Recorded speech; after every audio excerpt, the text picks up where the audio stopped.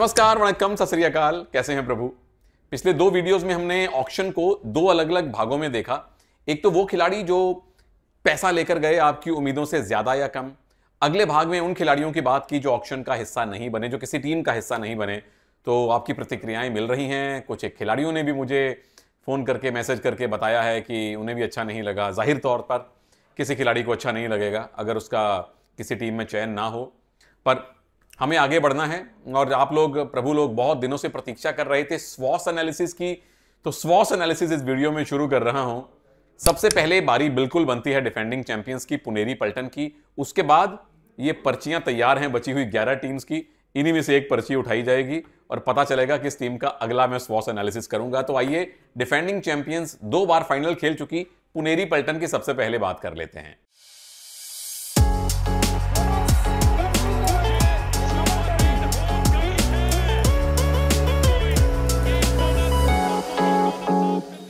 तो पुनेरी पल्टन सीजन 9 के फाइनल में पहुंची, करीबी फाइनल जयपुर पिंक पैंथर से हारी, सीजन 10 का फाइनल जीती, हरियाणा स्टीलर्स को हराया। और अब सीजन 11 में उनकी टीम कैसी है, सबसे पहले तो उस पर एक नजर डाल लीजिए। रेडर्स में पंकज मोहिते हैं, आदित्य शिंदे हैं, नितिन आर हैं, उनके अलावा स्काई शिंदे यानी कि आकाश शिंदे हैं, वी अजीत कुमार इस बार टीम में शामिल किए गए हैं, आर्यवर्धन हैं जो कि एक नए रेडर हैं। डिफेंडर्स में अभिनेश नादराजन और संकेत सावंत की वो पुरानी जोड़ी है। गौरव खत्री हैं जो राइट कॉर्नर खेलते रहे हैं, दादासो पुजारी हैं एक और राइट कॉर्नर, तुषार दत्तात्रेय हैं राइट कवर खेलते हैं, वैभव कांबले हैं लेफ्ट कॉर्नर खेलते हैं, मोहित हैं ऑक्शन में लिए गए जो हरियाणा में थे, लेफ्ट कॉर्नर खेलते हैं, मोहम्मद अमान लेफ्ट कॉर्नर खेलते हैं, ये यूपी लीग से आए हैं, सौरभ हैं जो लेफ्ट कॉर्नर खेलते हैं, अमन हैं बेंगलुरु बुल्स वाले जो लेफ्ट कॉर्नर खेलते हैं, फिर विशाल लाठर हैं जो लेफ्ट कवर खेलते हैं। तो डिफेंडर्स की पूरी भरमार है, आर्मी है इस टीम के अंदर। 2 नाम छोटे नहीं हैं, वो ऑलराउंडर हैं। असलम इनामदार और मोहित गोयत इस टीम की पहचान बन चुके हैं। असलम मोहित की जोड़ी सीजन 8 में पहली बार चर्चा में आई थी और उसके बाद से ये खिलाड़ी लगातार अच्छा कर रहे हैं। तो ये स्क्वाड है, दल बल है। डीसी रमेश साहब और सुरेश कुमार जी टीम के साथ पिछले सीजन में जुड़े हुए थे, इस सीजन भी रहेंगे। अशोक शिंदे साहब टीम के मेंटोर हैं और टीम की एकेडमी भी चलाते हैं और काफ़ी चीज़ों का ख्याल रखते हैं। ये थी टीम और हमेशा की तरह 4 भागों में मैं टीम को एनालाइज करूंगा। स्ट्रेंथ, वीकनेस यानी चुनौतियां, अपॉर्चुनिटीज और एस से स्ट्रेटजी। स्वॉस एनालिसिस में करता हूं, स्वॉट एनालिसिस नहीं करता। टी फॉर थ्रेट, ना मैं किसी को थ्रेट देता हूं ना किसी की थ्रेट लेता हूं। स्ट्रेटजी डिस्कस करेंगे पुनेरी पल्टन कैसे खेलेगी। सबसे पहले पहला एस यानी कि स्ट्रेंथ, मजबूतियों की बात आपको मैं सुनाऊंगा। सबसे पहली मजबूती आती है कि प्रभु ये तो वही टीम है जो सीजन 9 का फाइनल खेली थी, ये तो वही टीम है जो सीजन 10 का फाइनल खेल के जीती थी। फर्क सिर्फ इतना है कि 9 के फाइनल में फजल आपके लेफ्ट कॉर्नर पे थे, 10 के फाइनल में उन्हीं के कंट्री कजन शादलू आपके लेफ्ट कॉर्नर पे थे। बस एक लेफ्ट कॉर्नर बदल जाएगा, इस बार टीम वही है, वही असलम, मोहित, पंकज, अभिनेश आदि। कुछ लंबा चौड़ा परिवर्तन इस टीम ने नहीं किया है। तो निरंतरता के साथ रमेश साहब और पुनेरी पल्टन का मैनेजमेंट अपनी टीम को लेकर आगे आया है। नंबर 2, अजीत कुमार के आने से, आमिर हसन के आने से आपकी टीम की रेडिंग मजबूत हुई है। 2 नाम में इनफैक्ट वहां मेंशन करने भूल गया था, आपने जरूर पढ़ लिए होंगे। ईरान के 2 खिलाड़ी आए हैं, आमिर हुसैन नूरूजी और अली हादी। आमिर हुसैन ऑलराउंडर हैं, मुख्यतः राइट के रेडर हैं, और साथ में वी अजीत कुमार अब एक अनुभवी खिलाड़ी बन गए हैं भाई प्रो कबड्डी में। एक राइट का रेडर, एक लेफ्ट का रेडर आपने चुना है अनुभवी खिलाड़ियों में। ईरान वाले हालांकि थोड़े युवा हैं, पर वी अजीत कुमार के आने से जो पहले ही आपके पास लेफ्ट के डिफेंडर्स की भरमार है, एक और अनुभवी खिलाड़ी जुड़ा, एक और आयाम आपकी रेडिंग को मिला है। तीसरी मजबूती, डिफेंस में आपके पास ऑप्शन ही ऑप्शन है।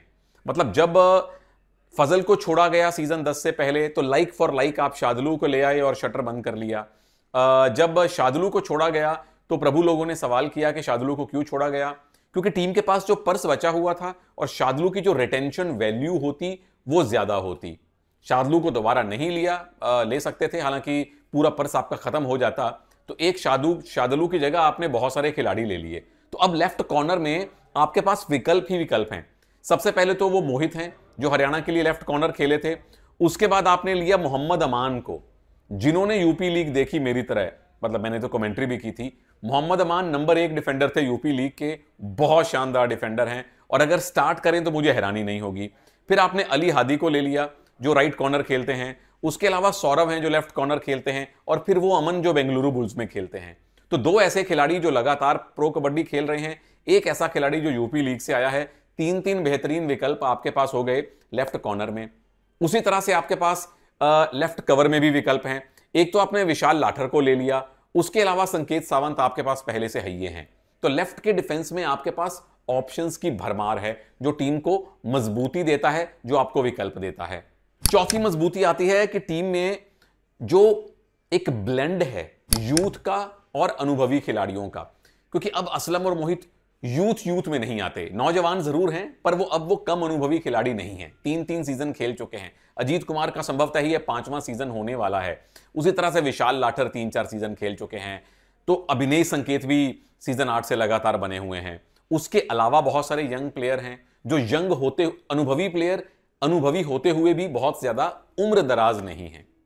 साथ में जो टीम का एकेडमी सिस्टम है, आपकी युवा पलटन से प्लेयर आगे आते हैं, एक तरह से junior team to senior team transition जो होता है वो बहुत कमाल का होता है। और पांचवी मजबूती जो आपके पीछे काम करने वाले लोग हैं। रमेश साहब 2 अलग अलग टीमों के साथ, इनफैक्ट अब 3 अलग अलग टीमों के साथ वो ट्रॉफी जीत चुके हैं। बेंगलुरु बुल्स, बंगाल वॉरियर्स और पुनेरी पलटन, ये कमाल है। अशोक शिंदे साहब भारतीय कबड्डी के लेजेंड रहे हैं।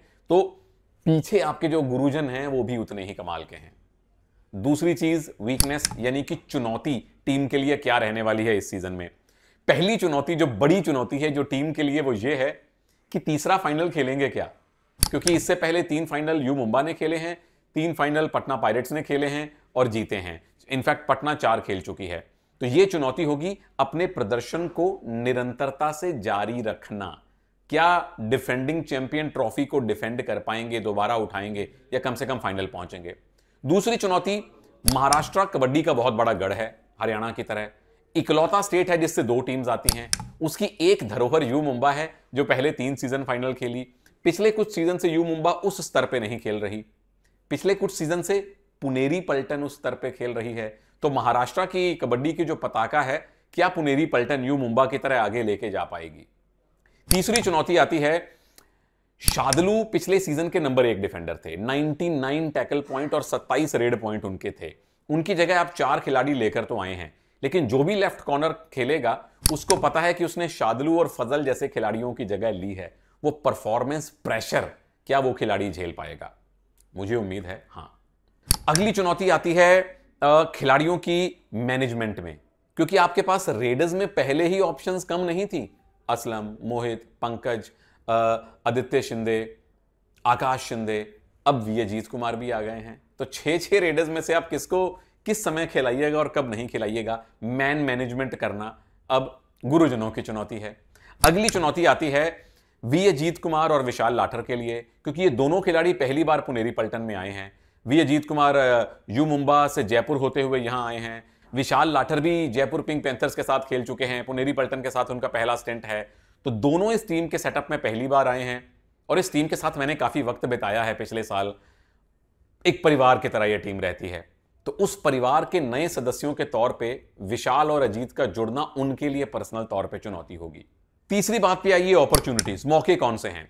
जो चुनौती थी वो आपके लिए मौका भी है। बहुत बड़ा मौका पुनेरी पलटन के पास इस समय प्रभु लोग ये है कि महाराष्ट्रन कबड्डी का ध्वज अपने हाथ में लेना।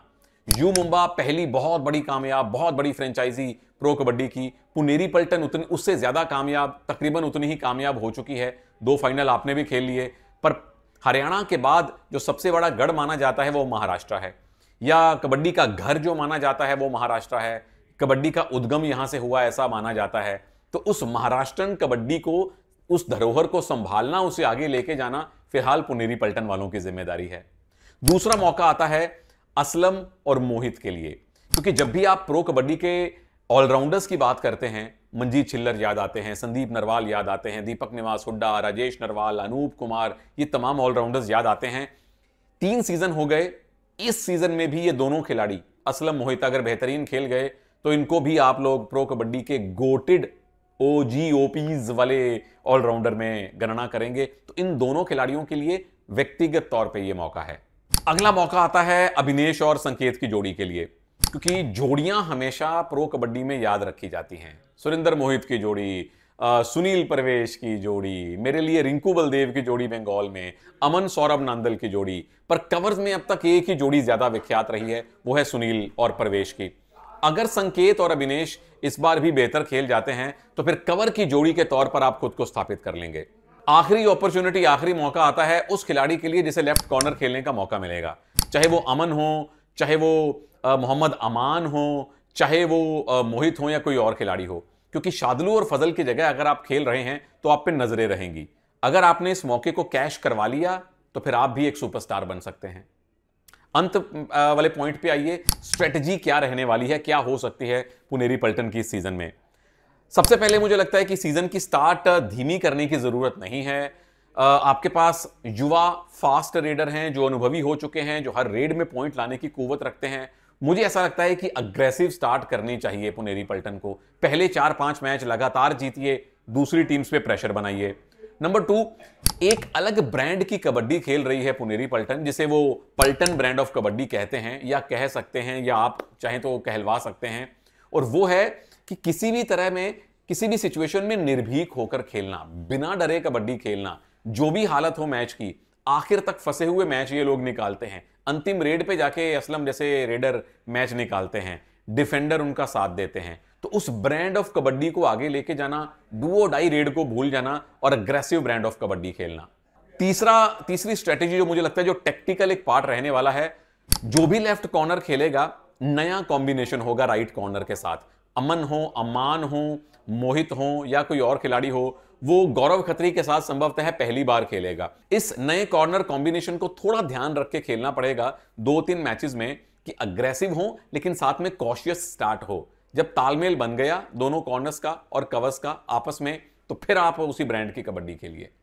ये थी पुनेरी पल्टन को लेके मेरी स्वॉस की बातें, स्ट्रेंथ, वीकनेस, अपॉर्चुनिटीज और स्ट्रेटेजी। आप लोगों के लिए इस टीम की मजबूती क्या है, चुनौती क्या है, कमेंट में बताइए। और मैं आपको बताने वाला हूं कि अगला स्वॉस एनालिसिस कौन सी टीम का आएगा।